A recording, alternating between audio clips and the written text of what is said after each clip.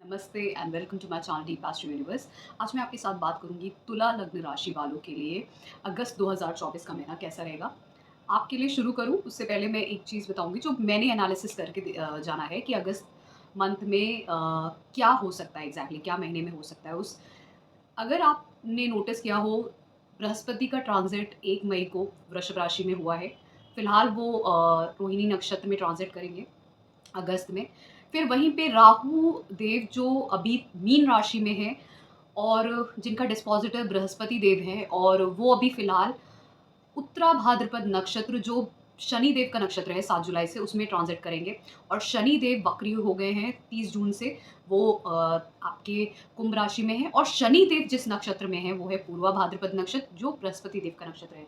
तो ये एक इंटर कनेक्शन आपको समझ में आया होगा जो राहु देव, शनि देव और बृहस्पति देव के बीच में बन रहा है। और यही वो इंटर कनेक्शन है, जो युति है एक उनकी आपस में जो बन रहा है, एक कनेक्शन जिसका इफेक्ट हर इंसान, हर ह्यूमन बीइंग, हर एक नेटिव के लाइफ में आपको अगस्त महीने में देखने को मिलेगा। इसलिए जो जीव हैं वो कहीं न कहीं वो फ़ील करेंगे जहाँ पे भी आपका लग्न, आपके लग्न के हिसाब से या चंद्र राशि के हिसाब से आपको क्यूमुलेटिव देखना है। आपका लग्न स्ट्रॉन्ग है तो आप उससे देखिए, आपका चंद्र राशि स्ट्रॉन्ग है तो आप उससे देखिए। तो अब आपके लग्न के हिसाब से ये जहाँ पे भी ट्रांज़िट कर रहे हैं उस उन घरों का रिज़ल्ट सबसे ज़्यादा मिलेगा, और साथ में शुक्र को भी आपको कंसिडर करना है।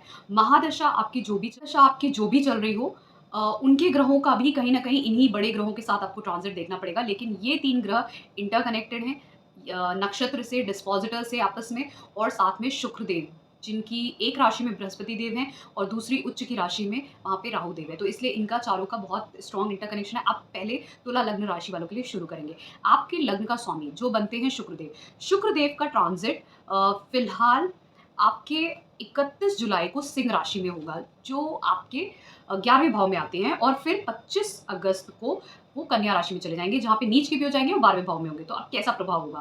पहले तो आपके जो शुक्रदेव हैं, वो आपके पहले भी और अष्टम भाव के भी स्वामी हैं। तो अचानक से आपको खुद को कहीं से आपके डिज़ायर फुलफ़िल हो सकते हैं, अचानक से आपको लाभ हो सकता है, आपके सोशल सर्कल से लाभ हो सकता है, आपके फ्रेंड्स के साथ आप इस समय कहीं एन्जॉय कर सकते हो, ट्रिप पे जा सकते हो।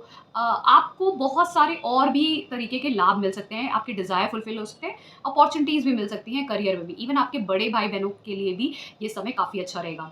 धन के मामले में भी अच्छा रहेगा। फिर आप कहीं न कहीं उसके बाद जब छब 25 अगस्त के बाद मैं बात करूँ, जब ये कन्या राशि में चले जाएँगे 12वें भाव में, तो वो नीच के भी हो जाएँगे, 12वें भाव में भी चले जाएँगे।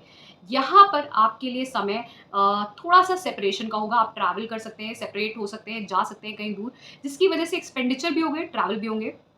और ध्यान देने वाली बात है, क्योंकि ये अष्टम भाव के हैं, तो अचानक से बहुत सारी और भी चीज़ें साथ में हो सकती हैं जिसकी वजह से आपके खर्चे हों और ट्रैवल हो। वो हॉस्पिटल का भी खर्चा और ट्रैवल हो सकता है, वो पुलिस का भी खर्चा, कोर्ट का भी खर्चा और ट्रैवल हो सकता है, और वो अचानक से आपके अच्छे बदलाव जिसकी वजह से आप ट्रैवल कर रहे हैं और एक्सपेंडिचर हो रहा है, ये भी हो सकता है। वो महादशांतर प्रत्यंतर पे भी डिपेंड करता है।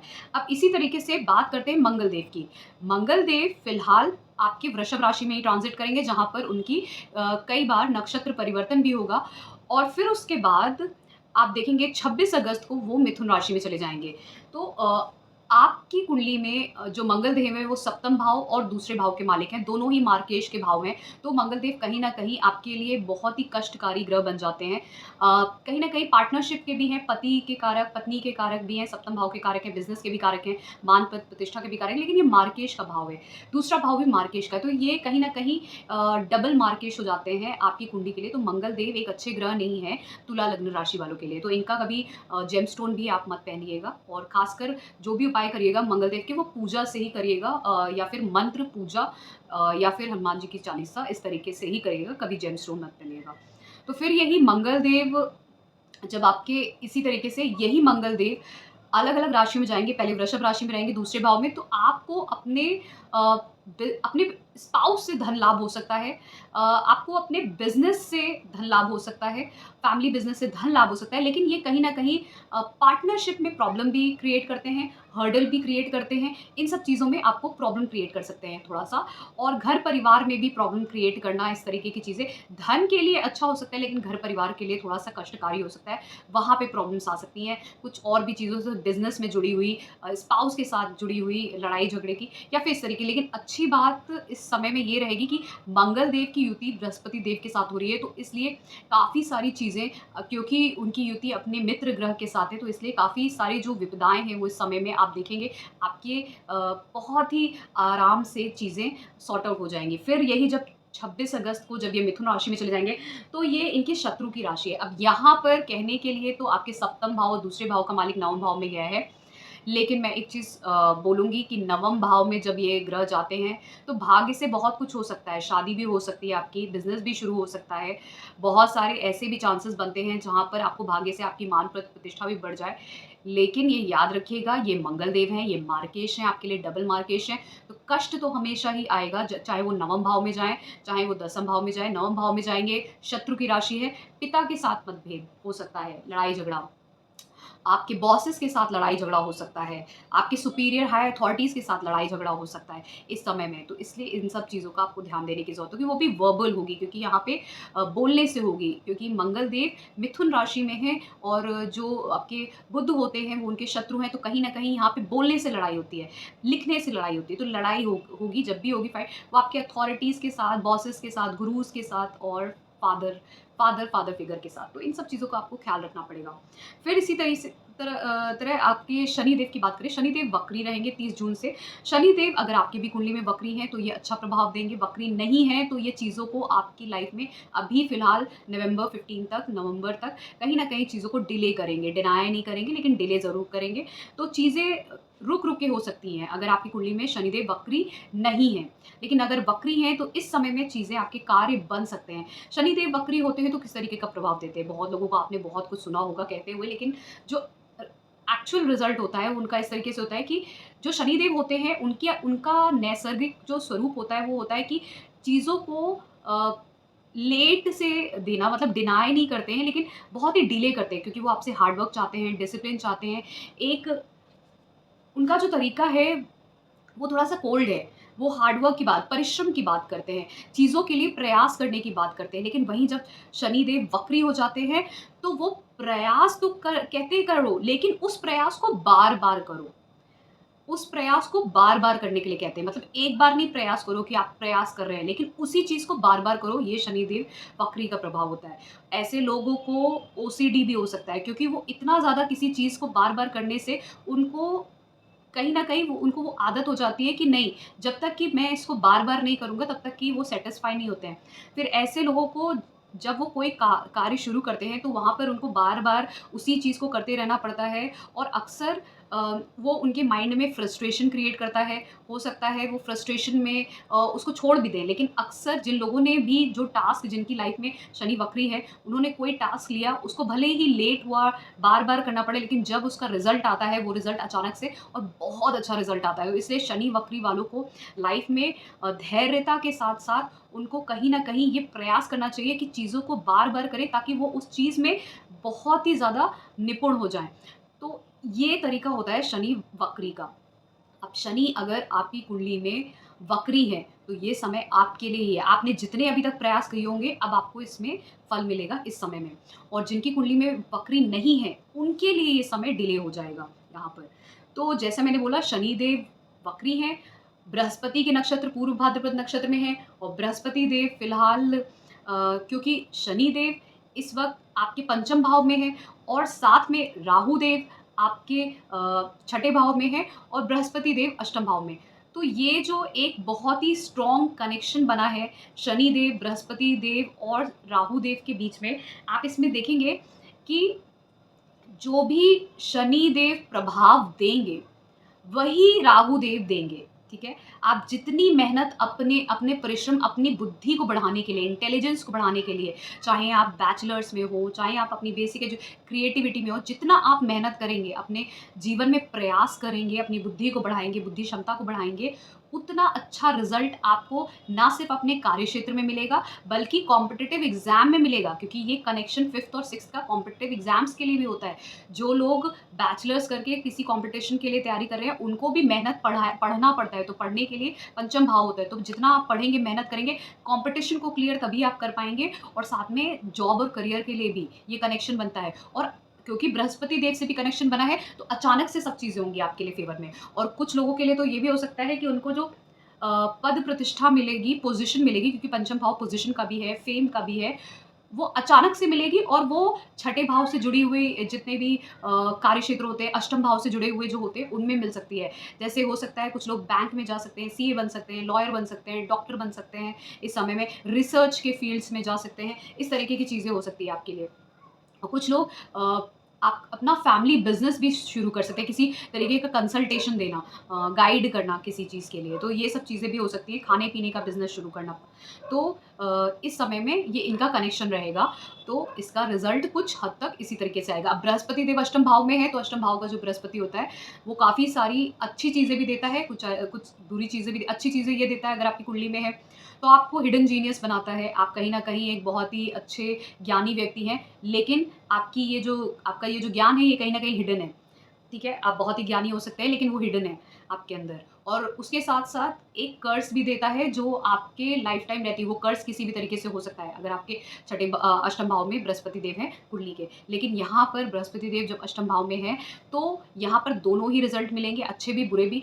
अच्छे मिल सकते हैं धन को लेके, ज़्यादातर धन को लेके, या आप किसी ऐसी फ़ील्ड में जहाँ पे रिसर्च करना पड़ता हो, रिसर्च एनालिसिस या फाइनेंशियल काम करने पड़ते हो, उस तरीके के कामों में आपको हेल्प करेगा यही बृहस्पति। लेकिन अगर आप इवन फॉरेन ट्रैवल्स के लिए भी अच्छे हैं। लेकिन अगर मैं रिलेशनशिप की बात करूँ, फैमिली एनवायरनमेंट की बात करूँ, स्पाउस के साथ रिलेशनशिप की बात करूँ, तो वहाँ पे वो डिस्टर्ब कर सकते हैं, और हेल्थ इश्यूज़ में भी खर्चे करवा सकते हैं, कुछ और तरीके की प्रॉब्लम्स क्रिएट कर सकते हैं। अब इनकी दृष्टि आपके 12वें भाव पे भी रहेगी, दूसरे और चौथे पे, तो वहाँ पर यहाँ से दृष्टि जब देंगे बृहस्पति, तो कहीं न कहीं आपको खर्चे भी होंगे, ट्रैवल्स भी होंगे। घर में कुछ प्रॉब्लम्स भी होंगी, लेकिन घर के लिए आप कुछ नया भी कर सकते हैं, कार, व्हीकल कुछ खरीदना, घर के लिए कुछ नया करना, ये भी हो सकती है, लेकिन वहाँ पे डिस्टर्बेंस भी हो सकती है, दोनों चीज़ें होंगी। और बृहस्पति यहाँ से आपके दूसरे भाव में देखेंगे, तो धन भी आएगा, लेकिन फैमिली में प्रॉब्लम्स भी आएँगी, ट्रबल्स भी आएँगे, वो किसी भी तरीके से हो सकता है। क्योंकि अष्टम भाव का जो बृहस्पति होता है, वो दोनों ही अच्छा देता है। एक तो हिडन जीनियस भी बनाता है इंसान को, लेकिन साथ में आपको एक कोई ना कोई एक कर्स भी देता है। अब इसी तरीके से जब बृहस्पति देव की बात कर लिए, राहु देव की बात करते हैं। राहु देव आपके छठे भाव में है। जो इंटरकनेक्शन बन रहा है शनि देव, राहु देव और बृहस्पति देव, वो मैंने आपको बता ही दिया है। राहु देव जब आपके छठे भाव में है, तो केतु देव आपके 12वें भाव में है। तो वहाँ पर केतु देव जो आपको रुकावट डाल रहे थे फ़ॉरेन जाने में, या कहीं ट्रैवल करने में, या आपके घर से दूर जाने में, कुछ और कार्यों में, वहाँ पर अब आपके वीज़ा में प्रॉब्लम नहीं होगी, पासपोर्ट का वर्क होगा उसमें प्रॉब्लम नहीं होगी, आपको ट्रैवल करना था उसमें प्रॉब्लम नहीं होगी, क्योंकि बृहस्पति देव की दृष्टि वहाँ पे आ रही है। तो इसलिए ये सब चीज़ों के लिए अब आपका समय अच्छा हो सकता है, लेकिन हाँ, फिर भी खर्चे बढ़ सकते हैं, और भी तरीके के हॉस्पिटल के भी खर्चे बढ़ सकते हैं, ये भी ध्यान रखिएगा, क्योंकि बृहस्पति देव की दृष्टि जा रही है। अब यहाँ पर राहु देव छठे भाव में, करियर में अच्छा देंगे, पैसे के लिए अच्छा है, लेकिन राहु देव आपको बुरी संगत में डाल सकते हैं। राहु देव छठे भाव में आपको लोन, ऋण में आपको डाल सकते हैं, लेकिन कार्य क्षेत्र में और धन के मामले में ये राहु छठे भाव का अच्छा होता है। फिर शनिदेव की तो मैंने बात करी थी। पंचम भाव में मेहनत से सब कुछ करना पड़ेगा, डिसिप्लिन होना पड़ेगा, हार्ड वर्क करना पड़ेगा इंटेलिजेंस को बढ़ाने के लिए, और मोस्टली जो मुझे कनेक्शन दिखता है, वहाँ पर जो लोग कॉम्पिटिटिव एग्ज़ाम, चाहे वो आगे हायर एजुकेशन का हो, चाहे करियर जॉब का हो, उनके लिए ये खासकर बहुत मेहनत का समय है। और अगर आप बैचलर्स में भी हो, तो भी तो आपको बहुत मेहनत करनी पड़ेगी। स्कूल में भी बहुत हार्ड वर्क करना पड़ेगा, तब आपको रिज़ल्ट मिलेगा। और उसके साथ-साथ ना सिर्फ़ आपको अपने कार्यक्षेत्र में, बल्कि रिलेशनशिप में स्पाउस के साथ भी, अगर आप शादी करने की सोच रहे हैं, वहाँ पे भी आपको एक जो स्टेबल रिलेशनशिप होता है, उसको आगे रख के आपको लाइफ में आगे बढ़ना पड़ेगा, क्योंकि अगर आप रिलेशनशिप को बहुत ही कैजुअली लेते हो, चाहे वो स्पाउस के साथ हो, चाहे नॉर्मल आपका रिलेशनशिप हो, लव रिलेशनशिप हो, तो वहाँ पर प्रॉब्लम आ सकती है, क्योंकि फिर ये शनिदेव आपको रिज़ल्ट तभी देंगे जब आप हर चीज़ में स्टेबिलिटी चाहते हो और थोड़ा प्रैक्टिकली हर चीज़ को डील करते हो अपनी लाइफ में, चाहे वो रिलेशनशिप ही क्यों ना हो। फिर यहाँ से शनिदेव की दृष्टि जो 11वें भाव पे है, तो वहाँ पर आपके जो फ्रेंड सर्कल अब इस समय में बढ़ेंगे, वो काफ़ी मैच्योर लोग होंगे, काफ़ी काफ़ी सेंसिबल और बड़े भी हो सकते हैं आपसे एज में।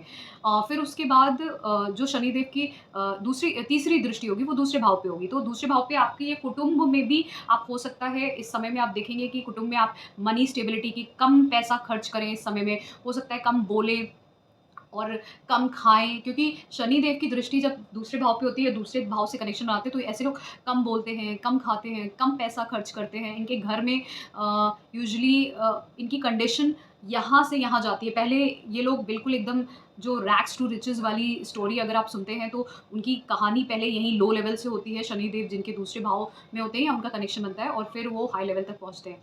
तो ये लोग बहुत ही मेहनती होते हैं, इनके परिवार में भी सब बहुत ही मेहनत से ही आगे बढ़े हुए होते हैं, तो ये इनका कहीं न कहीं इनका कनेक्शन उसी तरीके से ही बनता है, तो मेहनत से ही सब कुछ करना है जीवन में। फिर उसके बाद बात करते हैं सूर्यदेव की। अब सूर्यदेव पहले कर्क राशि में रहेंगे 16 जुलाई से 16 अगस्त, फिर 16 अगस्त से ये सिंह राशि में चले जाएँगे। अब सूर्यदेव आपके 11वें भाव के मालिक हैं, जो पहले रहेंगे आपके 10वें भाव में, तो कहीं न कहीं आपको अपने कार्यक्षेत्र में थोड़ी लाभ की कमी हो सकती है इस समय में। आप हो सकता है आपको उतनी अपॉर्च्युनिटीज़ ना मिलें, लेकिन जब आप प्रयास करेंगे तो 16 अगस्त से जो सिंह राशि में ही सूर्यदेव जा रहे हैं, अपनी ही राशि में 11वें भाव में, तो ये अपनी मूल त्रिकोण राशि में होंगे, तो ये आपको जो रिज़ल्ट देंगे वो काफ़ी अच्छा देंगे। हो सकता है बहुत सारे लोग प्रयास कर रहे हों और वो चाह रहे हों उनको बहुत सारी अपॉर्च्युनिटीज़ मिलें, उनके डिज़ायर फुलफ़िल हों, चाहे वो करियर को लेके, हायर एजुकेशन को लेके और इवन चाइल्ड बर्थ को लेके या फिर शादी को लेके, तो ये सारे डिज़ायर आपके फुलफ़िल हो सकते हैं इस समय में। फिर अब मैंने सारे ही ग्रहों की बात कर ली, अब इसको थोड़ा-सा संक्षेप में, ब्रीफ में बताते हैं। हेल्थ, वेल्थ, मैरिज, रिलेशनशिप और करियर को लेके की बात करते हैं। हेल्थ को लेके आपके छठे भाव की बात करें, तो छठे भाव में राहु देव हैं, तो ये कहीं न कहीं हेल्थ इश्यूज़ ज़रूर क्रिएट करते हैं, तो हेल्थ का ध्यान देने की ज़रूरत है। मैंने एक चीज़ और बताई थी, क्योंकि बृहस्पति देव का कनेक्शन बन रहा है राहु देव के साथ, तो ज़्यादातर लोग जो डायबिटिक हैं, जिनको बीपी की प्रॉब्लम है, कोलेस्ट्रॉल की प्रॉब्लम है, ओबीस है, उनको प्रॉब्लम हो सकती है इस समय में। और इवन आपको अपने लोअर स्टमक से लेके प्राइवेट पार्ट्स तक, यहाँ तक का आपको ध्यान रखना पड़ेगा बॉडी पार्ट्स में। अगर मैं देखूँ, पैनक्रियाज़ भी आते हैं, इंटेस्टाइन भी आते हैं उसमें। और उसके साथ-साथ आपके लग्न का देखूँ, तो लग्न जो है, वहाँ का स्वामी जो शुक्रदेव हैं, वो भी जब नीच के हो जाएँगे 26 अगस्त से, तो वहाँ पे भी आपको हेल्थ का ध्यान देना है, खासकर किडनी, पैनक्रियाज़, इंटेस्टाइन की और प्राइवेट पार्ट्स की, जिनको यूट्रस की प्रॉब्लम है, उनको, पीसीओडी जिनको तक है, उन सबको भी, क्योंकि डायबिटीज़, क्योंकि ये जो कनेक्शन बनता है इनका यूजुअली स्टमक से लेके, लोअर स्टमक से लेके आपके प्राइवेट पार्ट्स तक का ही शुक्रदेव, बृहस्पति देव का कनेक्शन, मोस्टली शुक्रदेव का connection kidney, uterus, pancreas, PCOD अगर किसी को है, इंटेस्टाइन का प्रॉब्लम, प्राइवेट पार्ट्स का प्रॉब्लम, ये सारी चीज़ों में शुक्रदेव आते हैं। और अगर बृहस्पति देव का हुआ, तो वो डायबिटीज़ एंड ओबीस, स्टमक का प्रॉब्लम, इंडाइजेशन का प्रॉब्लम, ये सब देते हैं। एंड साथ में क्योंकि राहु देव जुड़ गए हैं, तो यहाँ पे राहु देव क्या करते हैं, कभी-कभार लोगों को कैंसर तक जो प्रॉब्लम्स होती हैं, लेकिन वो मंगल देव के साथ उनका जुड़ना ज़रूरी है, तो वो प्रॉब्लम्स भी दे सकते हैं। एंड इवन राहु देव से ही पाइल्स की प्रॉब्लम और ये सब चीज़ें, क्योंकि वो उसको एक्सप्लोड कर देते हैं, कोई भी प्रॉब्लम होती है तो। तो इस चीज़ का ध्यान देने की ज़रूरत है आपको। फिर उसके बाद मैं बात करूँगी, हेल्थ की बात होगी, वेल्थ की बात करते हैं। वेल्थ की बात करें, तो यहाँ पर वेल्थ के लिए आपके लिए समय बहुत अच्छा है। राहु देव छठे भाव में वेल्थ और करियर अच्छा देते हैं, तो उसकी परवाह करने की ज़रूरत नहीं है। तो वेल्थ अच्छा मिलने वाला है आपको। आपका दूसरा भाव भी एक्टिव है, वो भी अच्छे से ट्रांज़िट कर रहे हैं, तो वेल्थ के लिए और भी अच्छे चांसेस बनते हैं, क्योंकि मंगल देव का भी ट्रांज़िट अच्छा हो रहा है। फिर जो दसम भाव के मालिक हैं सूर्य देव, उनका भी ट्रांज़िट बहुत अच्छा हो रहा है। तो आपके लिए धन के लिए तो कोई दिक्कत नहीं दिखती है मुझे। फिर मैरिज और रिलेशनशिप की बात करते हैं। मैरिज और रिलेशनशिप के लिए अगर मैं देखूँ, तो समय जो है वो, जिनकी मैरिड लाइफ ऑलरेडी चल रही है, जो ऑलरेडी रिलेशनशिप में है, उनके लिए थोड़ा-सा स्ट्रगल और हर्डल्स का टाइम है, थोड़ा-सा टफ टाइम है। लेकिन जिनकी शादी नहीं हुई है, जो रिलेशनशिप में जाना चाहते हैं, रिलेशनशिप में जाने के लिए आपको, कोई भी अगर आपका कैजुअल रिलेशनशिप आपने रखा, वो तुरंत ब्रेकअप हो जाएगा। कोई भी मैरिज आपने करने की सोची, लेकिन आप बहुत ही कैजुअली बिहेव कर रहे हो, तो वो कभी भी, वो मैरिज आपकी स्टेबल नहीं जाएगी इस टाइम पे। तो आपको, अगर मैरिज आपकी स्टेबल जानी है इस समय में, अगर आप कोई भी मैरिज करने के लिए सोच रहा हो, तो आप स्टेबिलिटी को ध्यान में रखते हुए सोचिएगा, क्योंकि आपको इस वक़्त जो भी शादी होगी, उसमें कारक आपके शनिदेव ही होंगे।